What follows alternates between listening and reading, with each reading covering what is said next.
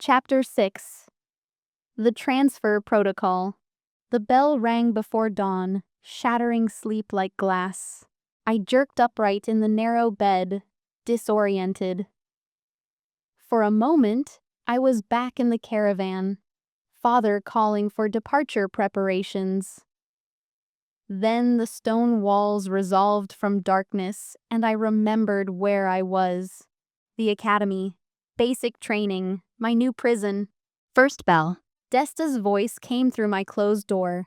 5 minutes to formation. I dressed in the gray uniform, fingers fumbling with buttons in the pre-dawn darkness. My body ached from yesterday's drills.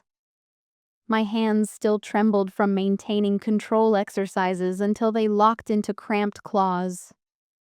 Sleep had been brief and troubled, full of dreams where I dissolved into shadow or crystallized into glass. Outside, the training yard was lit by magical lamps that cast harsh white light across packed earth. 50 initiates assembled in precise lines, all of us marked with the same gray uniforms and silver thread.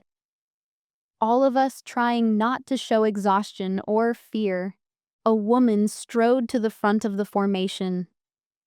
She was perhaps 40, her dark hair streaked with silver, burn scars crawling up the left side of her neck and disappearing beneath her uniform collar.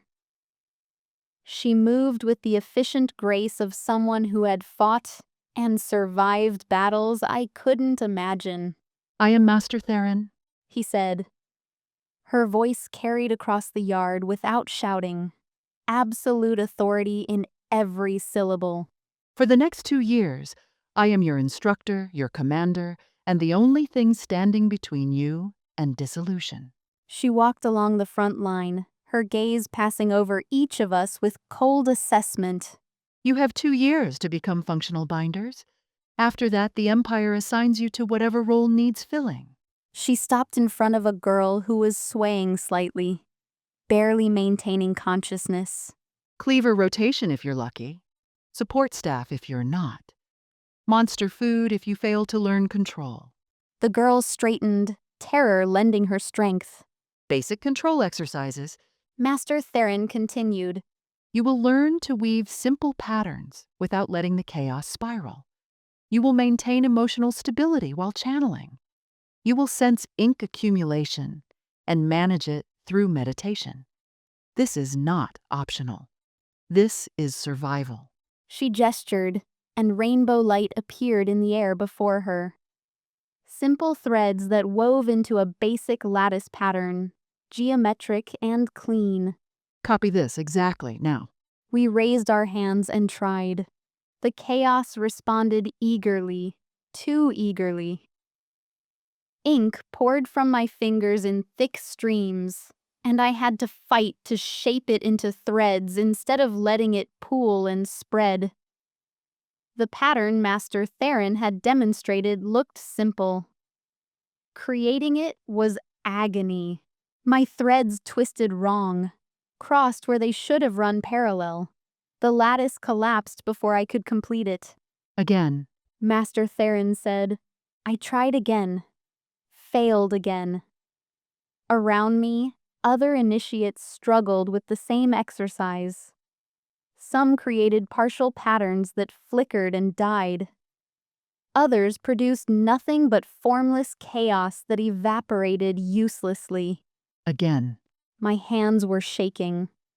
The ink wanted to be free, wanted to bind everything in sight, wanted to weave connections between things that shouldn't be connected. Forcing it into simple geometry felt like trying to dam a river with my bare hands. But I had always been good at forcing myself to do impossible things. I breathed, counted, focused until the world narrowed to just my hands and the magic flowing from them. Slowly, painfully, the threads began to form correctly. The lattice took shape. Imperfect, unstable, but recognizable. Adequate. Master Theron said, moving past me to critique the next initiate. Adequate. The word should have stung. Instead, it felt like benediction. We drilled until the sun rose.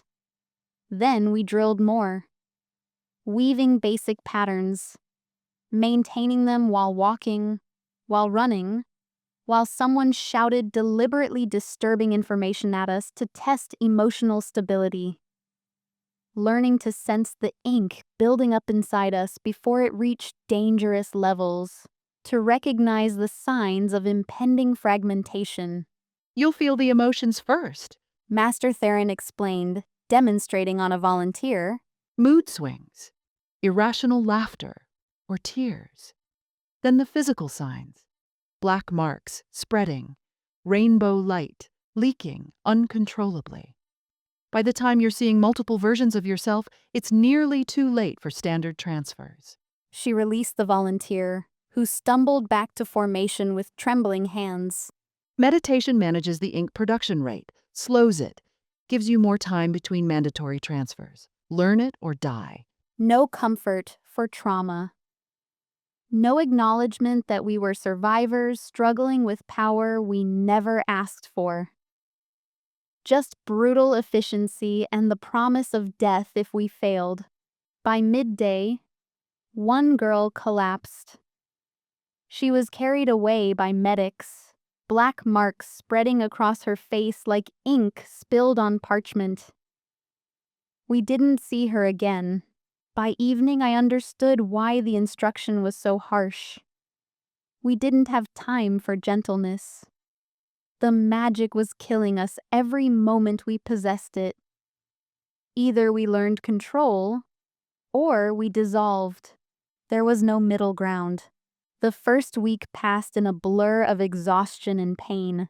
I woke before dawn, drilled until my hands cramped, studied magical theory until the symbols blurred together, practiced meditation exercises that left me hollow and shaking, collapsed into my narrow bed and failed to sleep properly, my dreams full of chaos and crystallization. The ink accumulated despite everything. I felt it building inside me, a restless pressure that grew more insistent each day. My emotions became unpredictable. I would be fine one moment, then suddenly on the verge of tears or laughter for no reason. The black marks spread up my forearms, branching patterns that looked like frozen lightning. Around me, other initiates showed the same signs. One girl laughed during formation for a full minute, unable to stop, tears streaming down her face. Another wept during meditation exercises, her shoulders shaking with silent sobs. A third swung between euphoria and rage within the span of a single conversation. We were fragmenting, all of us. The ink was driving us slowly mad, and meditation could only slow the process, not stop it. On the 7th day, Master Theron assembled us in the courtyard alongside the male trainees from the Cleaver program. The boys looked as exhausted as we did. Their uniforms were marked with silver instead of gray, designating them as cleavers in training. Most were our age or slightly older. All of them carried wooden practice weapons, the handles worn smooth from constant use. Silver light flickered at the edges of some of them. Ash accumulation. The crystallization byproduct building up in their systems just as ink built up in ours. Master Theron stood at the front of both formations, her expression cold and professional. Transfer protocol, She announced. Her voice carried across the courtyard, silencing the nervous murmurs. You will kiss to offload accumulated byproducts. Binders kiss cleavers to transfer ink. Cleavers kiss binders to transfer ash. Random pairings. 30 seconds of contact. This is a mechanical procedure. Treat it as such. The courtyard went silent. Kiss. She had said kiss so matter-of-factly, like it was no different than any other drill. Like intimate contact with strangers was just another exercise to be completed with proper form. You will be assigned rotation groups. Master Theron continued. 6 binders per cleaver. Transfers occur twice weekly on scheduled days. This is mandatory. Failure to attend transfer sessions will result in dissolution or crystallization, respectively. Are there questions? No one spoke. What question could possibly matter? The alternative was death. First group. Master Theron called names from a list. Report to Station 1. She called my name third. I stepped forward with 5 other female initiates, all of us marked with spreading ink traces, all of us trying not to show fear. The cleaver assigned to our group waited at Station 1. He was tall and lanky, perhaps 18, with pale eyes and sandy hair. Silver streaks had already begun to show at his temples despite his youth. He smiled when he saw us approaching. The smile made my stomach clench. It wasn't friendly. It was predatory. Assessing. Like he was cataloging which of us would be most uncomfortable with this procedure and already anticipating our reactions. Ladies, He said. His voice was smooth, practiced. I'm Torin. Let's make this efficient, shall we? He gestured to a marked circle on the ground. Transfer zone. The first girl stepped forward. A legacy binder named Cassia, who I recognized from Seraphina's group. She approached Torin with confidence, tilted her head up, and kissed him like it meant nothing. The transfer took 30 seconds exactly. When she pulled away, the black marks on her arms had faded significantly, and Torin's silver streaks had darkened. Next, Torin said. The second girl was less confident. She hesitated at the edge of the circle, her face pale. Torin's smile widened. don't be shy, he said.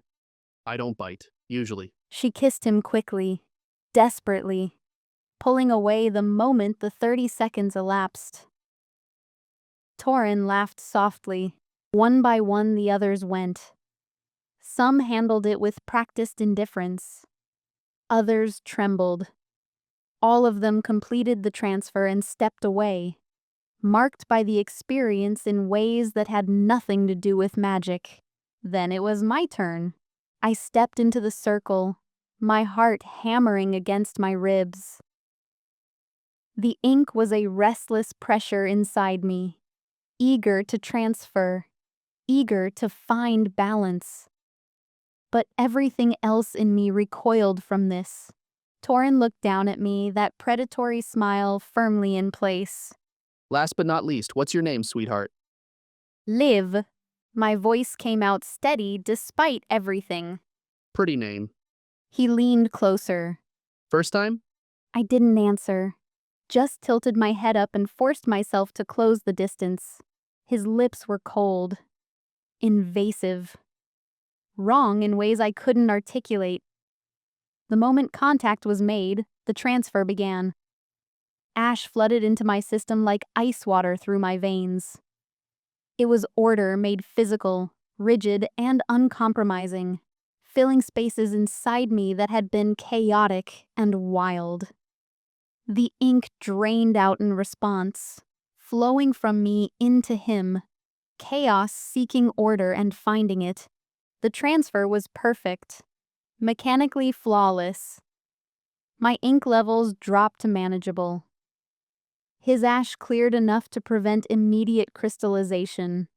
It worked exactly as designed, and I hated every second of it. 30 seconds stretched into eternity. I counted each heartbeat, each breath, willing time to move faster.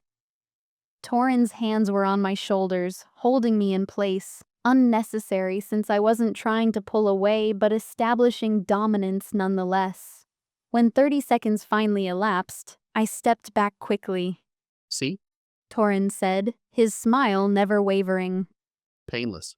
My skin crawled where he had touched me. The ash in my system felt foreign, imposed order fighting against my natural chaos. But the relief from ink pressure was immediate and undeniable. Dismissed. Master Theron called. Next group. We fled the transfer station, none of us speaking. All of us marked by the experience in ways that would take time to process. The transfers became routine over the following weeks. Some cried afterward in quiet corners of the dormitory, curled around themselves like wounded animals. Others made dark jokes about their boyfriends, laughing with edges of hysteria. A few seemed genuinely unbothered, treating the transfers as emotionless as brushing teeth. Master Theron watched these reactions with calculating eyes, making notes on her ever-present crystal tablet. Our responses were being catalogued, assessed, used to determine future assignments. The Empire needs functional mages. She said when complaints arose during a particularly difficult training session. One girl had asked if there were alternative transfer methods, anything less invasive, and Master Theron had shut down the question immediately. Your comfort is secondary to your survival. She continued. Her voice was matter of fact, neither cruel nor kind, just stating reality. Dissolution and crystallization don't care about your feelings. The transfers work. They keep you alive. That is what matters. The words were harsh but true, and so I swallowed my revulsion along with everything else I had learned to suppress. Added it to the pile of things I couldn't afford to feel if I wanted to survive this. Twice weekly, scheduled like any other training exercise. We lined up in our assigned groups, stepped into the circle, kissed strangers to neutralize the poison we produced. 30 seconds of mechanical contact that cleansed the ink, killing us, and the ash crystallizing them. It left us functioning and deeply wrong. I learned to dissociate during the procedure, to treat it as necessity rather than intimacy, to retreat into my mind and count seconds until it was over. But something was wrong. The transfers took longer when I did this. I noticed it the third week, when Master Theron checked my ink levels after a session and frowned at her crystal tablet. You're still carrying 60% of your baseline accumulation, She said. The transfer should have cleared you to 20% or below. I had felt it during the kiss. The ash trickling into me slowly, reluctantly, like water through a clogged pipe. The ink draining at the same sluggish pace. 30 seconds that should have been sufficient, barely scratching the surface of what needed transferring. Try again. Master Theron ordered. The second attempt was worse. I was too aware now, too focused on the mechanical failure, too determined to force it to work through sheer will.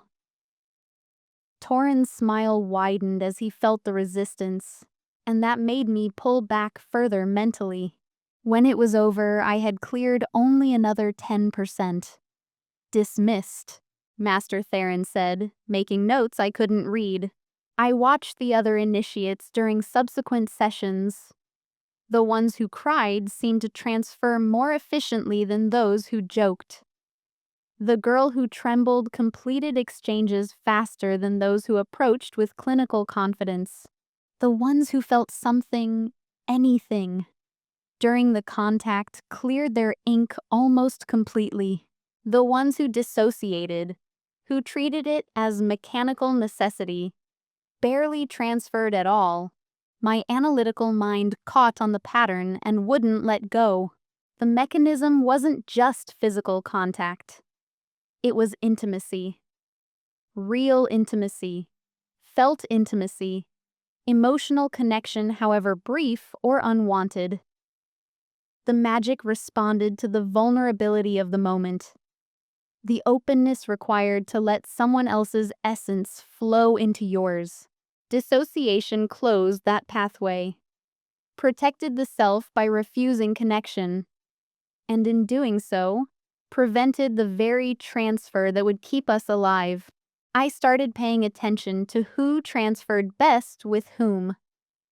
A legacy binder who clearly found her assigned cleaver attractive completed exchanges in 20 seconds instead of 30. Two initiates who had become friends transferred more efficiently with each other during practice sessions than with strangers. The thought crystallized slowly over days of observation and analysis. What if the physical act didn't matter? What if any intimate contact would work, so long as both parties genuinely felt connected in that moment? Holding hands with someone you loved, someone who loved you back, might transfer faster and more completely than a kiss with a stranger you were forcing yourself to endure. But that wasn't how the system worked. Random pairings, mechanical procedure. Treat it as necessity. The Empire's protocol was designed for efficiency and control, not for the emotional reality of what made transfers actually function. I kept the observation to myself, filed it away in the part of my mind that collected dangerous knowledge, and waited for the right moment to use it. But my skin still crawled each time Torin smiled at me like he knew exactly how much I hated this. And now I understood that my hatred was making the transfers fail, that I was slowly poisoning myself by refusing to be vulnerable with someone who enjoyed my discomfort. The choice was stark: open myself to intimacy with predators, or die slowly from accumulated ink. There had to be another way. There had to be. Between mandatory transfers and exhausting training, I threw myself into mastery with desperate intensity. I practiced weaving until my hands shook with exhaustion and ink depletion. Memorized magical theory until the words blurred together, and I could recite convergence mathematics in my sleep. Studied monster classifications obsessively, learning the weaknesses of every chaos spawn that might try to kill me someday. My perfectionism became both salvation and prison. Every exercise had to be executed flawlessly, every spell woven with precision, every question answered correctly. I was terrified of mistakes, of losing control, of being less than excellent in a system that punished weakness with death. Master Theron noticed. Adequate combat performance. She said after a particularly brutal practice session. We had been drilling defensive patterns while instructors threw actual chaos-corrupted objects at us, forcing us to weave barriers under pressure. Exceptional support work from Harrow and Desta. Adequate combat. Exceptional support. The words lodged in my chest like splinters. I was good at supporting others, had been my entire life. But I wanted to be exceptional at everything, not just at making other people succeed. Again, Master Theron commanded. We ran the drill again. And again.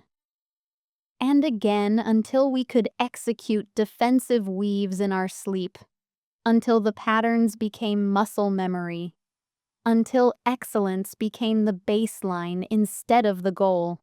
But excellence came with costs I hadn't anticipated. The Academy hierarchy crystallized through daily humiliations, both small and large. Legacy binders like Seraphina Coldwell commanded the best resources. They had access to advanced practice yards, while initiates drilled in basic areas.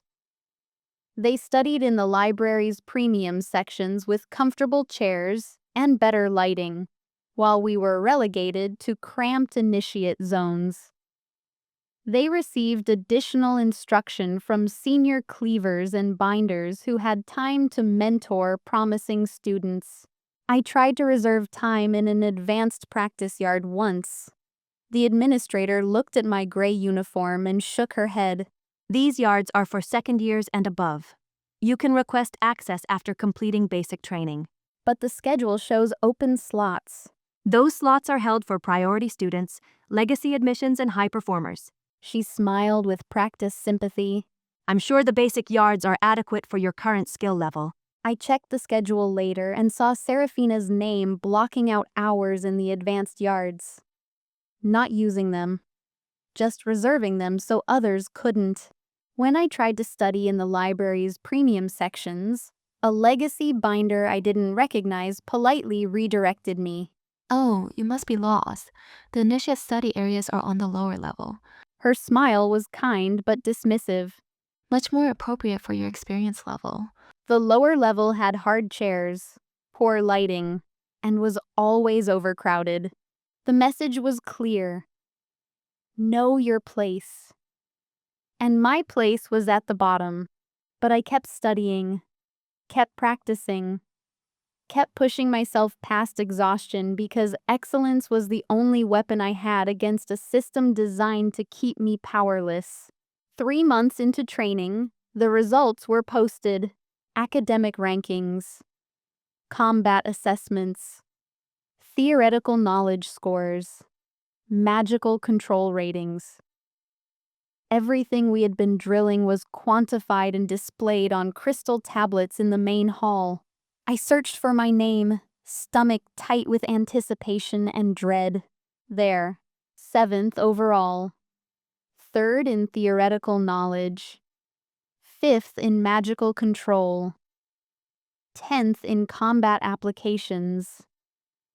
Not first, not exceptional in any single category, but consistently strong across everything. And then I saw the second notice, advanced combat classes. A select list of students being promoted early based on exceptional performance. Taught by Dane Ashforge, a living legend. A student so advanced he was asked to teach the other students. My name was on the list. My heart soared. Vindication and hope flooding through me with physical intensity. I had done it. Proved myself worthy despite starting from nothing. Earned recognition through pure competence. This was what I had wanted. Advancement. Opportunity. A chance to prove I deserved to be here. That night, I couldn't sleep despite exhaustion. I lay in my narrow bed, staring at the ceiling, mind racing with possibilities.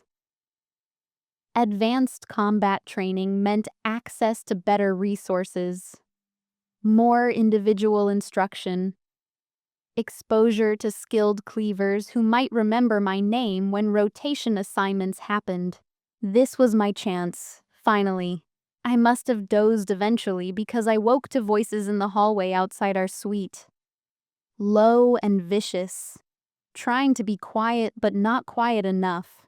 The caravan girl thinks she can just skip the hierarchy? Seraphina's voice. I recognized it immediately, that polished cruelty wrapped in elegance. Did you see her scores? Another voice. Cassia, maybe. 7th overall. It's obscene. She has no breeding, no family, no business being in advanced classes. Seraphina's voice dropped to a hiss. Dane Ashforge is the most eligible cleaver in the academy. If she thinks she can use this assignment to get close to him, What are you going to do? A pause, then soft and dangerous. remind her where she belongs. This will be entertaining to watch if nothing else. Their footsteps faded down the hall. I lay frozen in my bed, heart hammering. Seraphina's words echoing in my mind. She was going to destroy me. For the crime of being good enough. For advancing based on merit instead of birth. For threatening whatever claims she thought she had on a cleaver I had never even met. I sat up and lit a candle with shaking hands. Pulled out my journal. Began to write furiously, the words spilling out faster than my hand could move. 3 months at the academy. promoted to advanced combat classes under Dane Ashforge. This should be triumph. This should be vindication.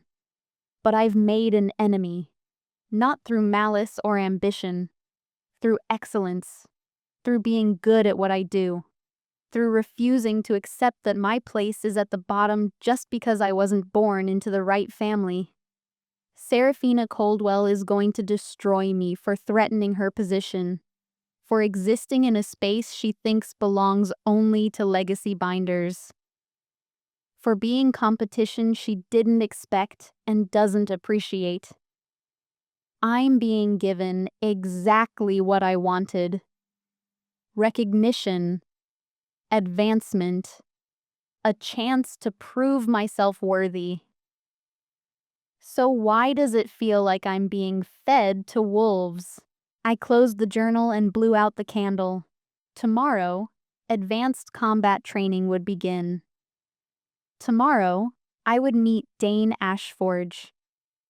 Tomorrow, Seraphina would begin whatever campaign she had planned to put me back in my place. I lay in the darkness and listened to my roommates breathing in their separate rooms. Desta and Kira and Lena, none of them on the advancement list, none of them targets yet. The ink was building again despite the recent transfer. I could feel it accumulating, restless energy that wanted to weave and bind and create. The chaos sang in my blood, whispering promises of what I could make if I just let it flow. Using magic felt good, better than good. It felt like flying, like freedom, like touching something transcendent that made the rest of existence pale by comparison.